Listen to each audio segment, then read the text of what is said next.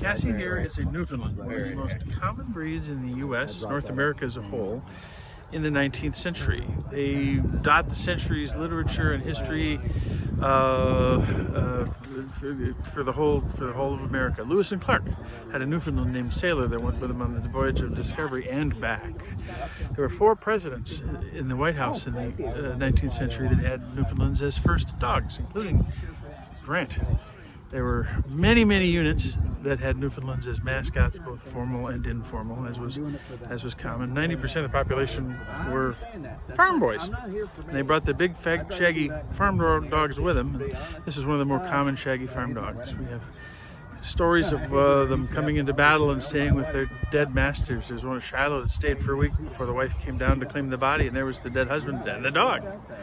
There was one in the Army of the Potomac who was trained to be a cartel across the Rappahannock between the Union Army and the Confederate Army camped across the river during the winter. Union boys would tie coffee beans in a leather sack, send it across the icy cold river, which these dogs don't care about, they love it.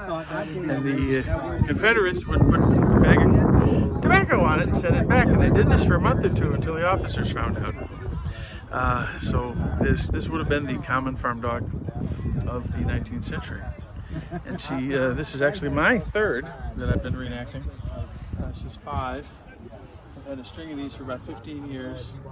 The current one I was using before this just tore his ACL this summer, so good old Orion's taking the fall off while he recovers from surgery. So. Is he a Landseer? This is a Landseer Newfoundland. Yep, our son-in-law.